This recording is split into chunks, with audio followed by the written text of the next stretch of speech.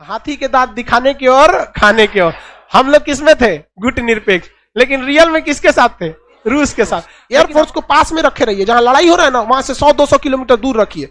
अब main strike में तबातोड़ मार के चली जाती है वो। आओ ससुरा, दूसरे के खेत में लड़ाई होगा, जीत गए तो वो फायदा, खेत जरल तो उसका। इस बीच कहा जाता है देहात में ना रोए के रहनी तले अखिए खुदा गई। चेन्नई में मैच होने वाला था, श्रीलंका के खिलाड़ी आने वाले थे, विरोध कर दिया सर, श्रीलंका के खिलाड़ी नहीं खेलेगा। अमेरिका खूब खुश हो गया, वाह अगर यहाँ हमको सेना का अड्डा मिल जाए तो एकरा तो कूच देंगे हम। एक श्रीलंका में से यही भगाया था और कूच देंगे। यहाँ से नेपाल इसको, चाइना को बड़ी मजा ले रहा था, तोरो कूच देंगे। उधर अमेरिका बोल रहा है एयरपोर्टवा बनाए, ठेका चालू करें, का भाग तुम यहाँ से, तुरंत भाग, छोटा कहीं का तोरे चक्कर में यहाँ सब हो रहा, हम नहीं समझ रहे। यहाँ पे 46 साल तक चलने वाला ये सबसे जबरदस्त युद्ध था, शीत युद्ध। इस शीत युद्ध में एक भी गोलियां नहीं चलाई गई थी, डायरेक्ट ये युद्ध चल रही थी अमेरिका और यूएसएसआर। उस समय सोवियत संघ नाम था इसका। उस समय 15 देश थे सब, इसका नाम क्या था? सोवियत संघ, जिसे अभी आप रूस देख रहे हैं। इन दोनों के बीच में भीषण युद्ध को क्या कहा गया? शीत युद्ध। इन दोनों ने आपस में एक भी गोलियां नहीं चलाई, एक भी गोली नहीं चलाई, लेकिन पूरी दुनिया में लाश का ढेर बिछा के रख दिया, पूरी दुनिया में कटवा के रख दिया शीत युद्ध के चल। अमेरिका चाहता था कि पूरी दुनिया उसके फेवर में रहे, उसके हिसाब से काम करे। रूस चाहता था कि पूरी दुनिया उसके फेवर में रहे, उसके हिसाब से काम करे। तो एक ये हो गया और एक ये हो गया। इसे कहा गया पहली दुनिया। जो देश अमेरिका के साथ थे उन्हें क्या कहा गया? पहली दुनिया। और जो देश रूस के साथ थे उन्हें क्या कहा गया? दूसरी दुनिया। और इसी पहली दुनिया के चक्कर में, दूसरी दुनिया के चक्कर में पूरी दुनिया तबाह हो गई। जो गया अमेरिका के फेवर में उसको रूस धो देता था, डायरेक्ट अमेरिका को नहीं धोता था, जो गया उसको धो देता था। और जो रूस के फेवर में गया उसे अमेरिका धो देता था। जैसे आपको एक एग्जांपल देते हैं, आपका यहां देखिए इराक, कौन देश? इराक, सीरिया, ये किसके फेवर में थे? सब रूस के फेवर में। अमेरिका यहां विद्रोह खड़ा करा के धूर दिया किसको? इन लोग को। आप बताइए क्या अमेरिका ने रूस में एक को गोली चलाया? क्या रूस ने अमेरिका पे चलाया? सद्दाम हुसैन चल गए। क्या हमें पहली दुनिया में जाना चाहिए कि दूसरी दुनिया में?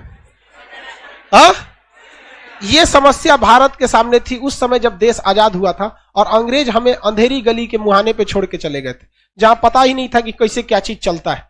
हम लोग यहाँ तो राजतंत्र था, उसके बाद अंग्रेज आए, सब लोकतंत्र पता ही नहीं था। बहुत सारी चीजें सिखा के भी गए थे अंग्रेज, क्योंकि हम लोग को सुप्रीम कोर्ट की स्थापना नहीं करनी थी, सारा सिस्टम पहले से था, संसद क्या होता है सब पहले से था, तो हम लोग को तो मिल गया। लेकिन जवाहरलाल नेहरू के सामने सबसे समस्या थी, ये जवाहरलाल नेहरू के समय का सबसे अच्छा स्टेप था, गुट निरपेक्ष। क्या था? गुट निरपेक्ष। हम किसी दुनिया में नहीं रहेंगे, हम लोग एक अपनी दुनिया बसाएंगे।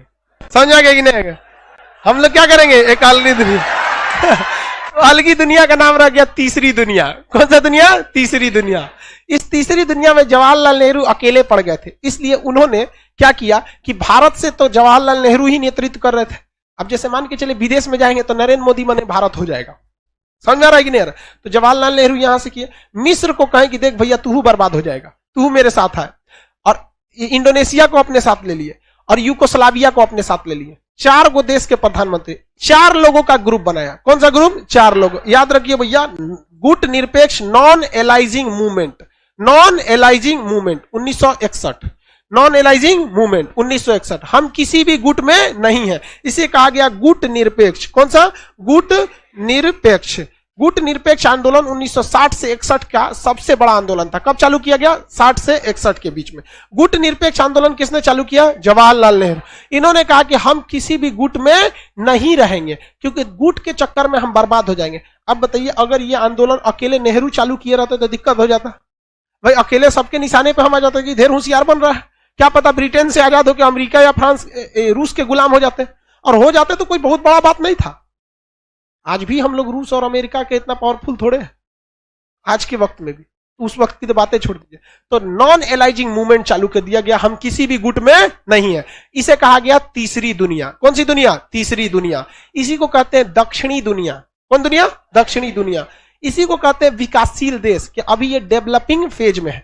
तो डेवलपिंग फेज होने की वजह से चक्कर पकड़ नहीं करना चाहिए। तो जवाहरलाल नेहरू ने क्या चालू कर दिया? गुट निरपेक्ष। और भारत किसी भी पक्ष में नहीं गया। लेकिन एक बात पता था भारत को कि हमेशा कोई ना कोई ऐसा शक्तिशाली आदमी से पहुंच बनाए रखो कि जरूरत पड़ने पर वो काम आ सके। तो चुपके से समझौता किससे हो गया था? रूस से, कि भैया हम लोग कभी कभी भाई भाई की तरह रहेंगे, लेकिन दुनिया के सामने क्या रहेंगे? गुट निरपेक्ष। हाथी के दांत दिखाने की और खाने की ओर। हम लोग किसमें थे? गुट निरपेक्ष। लेकिन रियल में किसके साथ थे? रूस के साथ। लेकिन हमारी नीति हमेशा स्वतंत्र रही थी। ऐसा नहीं था कि रूस ने जो बोल दिया हम वही करेंगे। हम लोग अपना सोच समझ के रखते थे। इस बीच में रूस के साथ एक दगाबाजी हो गई। प्रकृति ने धोखा दे दिया रूस को। रूस की सेना बहुत विशाल थी और प्रथम विश्व युद्ध में सबसे ज्यादा लात खाया था कोई तो रूस। और रूस का ऊपरी भाग समुद्र से पूरी तरह बर्फ से ढक जाता है। ये एरिया क्या हो जाता है? ढक जाता है बर्फ से। अब बर्फ से ढक जाने की वजह से इस एरिया से आप नौसेना नहीं ले जा सकते, और दूर की लड़ाई में जब भी काम आएगी तो नौसेना काम आएगी, एयरफोर्स काम नहीं आती है। आप खुद देखिए ना, फ्रांस है ना, फ्रांस और ये भारत है, यहां से राफेल जहाज आ रहा था तो दुबई में रुक के तेल भरा और के बाद भारत में आया। डायरेक्ट आ जाए, आएंगे नहीं। और पायलट का हालत खराब हो गया, बाप रे बड़ी दूर से आ रहे हैं। दूर की लड़ाई में एयरफोर्स काम नहीं आती है, स्ट्राइक के काम में आती है एयरफोर्स। एयरफोर्स को पास में रखे रहिए, जहां लड़ाई हो रहा है ना वहां से 100-200 किलोमीटर दूर रखिए। अब मेन स्ट्राइक में तबातोड़ मार के चली जाती है, वो बढ़त देने का काम करती है एयरफोर्स। बड़ी लड़ाई में नहीं आएगी, मतलब आपको लगेगा दूर की लड़ाई में काम आ जाए तो नहीं आएगी। अब थल सेना वो तो जाएगी 3 महीना बाद। वहां पे कौन काम आता है? नौसेना। नौसेना की जहाजें इतनी बड़ी रहती हैं जिसका कोई हद नहीं। भाई एक पूरा का पूरा शहर बना रहता है उसमें। अब पूरी नौसेना की जहाजें क्या होती हैं? बहुत बड़ी होती हैं। नौसेना की जहाज में बैठिए, सारे लोग की नौसेना बैठेगी, नौसेना यहां ले आके अपनी जहाजें लगा देंगे सब लाइन से। उस जहाज के ऊपर दुनिया भर के एयरफोर्स रहेंगे। विमान वाहक पोत होते हैं ना, जहाजे के ऊपर लैंड कर जाते हैं। वहां से तोप टैंक मिसाइल मारते रहिए, धड़ाधड़। ये एरिया खाली हो जाएगा तो जहाजिया किनारे ले आकर थल सेना को उतार दीजिए। क्या कर लिए? उतार दीजिए थल सेना। इतना एरिया कब्जा होगा, थल सेना 1 महीना के अंदर एयरपोर्ट बना देगी। यहां से जहाज ले आके एयरपोर्ट में उतार दीजिए, हाँ ये एरिया मेरा हो गया। अब उधर से ना थूरा जाता है धीरे धीरे। तो दूर की लड़ाई में हमेशा कौन काम आएगा? नौसेना। और नौसेना रूस की फंस गई ऊपर बर्फ में फंस गई। और जबकि अमेरिका की नौसेना यहां से यहां खोपड़िया पे जा सकती थी और यहां से मार देती। अब का रूस का कि ले भाई साहब, अब तो हमको इधर से आना पड़ेगा, इस एरिया से मारना पड़ेगा, बड़ी लंबा हो जाएगा, है कि नहीं? अमेरिका दिमाग लगाया कि इधर कहीं अगर हमको एक ऐसा सेना का अड्डा मिल जाए जहां से हम पता कर ले कि कितना जहाज निकली है सब इधर से, तो यहां हम पहले से तैयारी में बैठल रहेंगे। आओ ससुरा, दूसरे के खेत में लड़ाई होगा, जीत गए तब वो फायदा, खेत जरल तो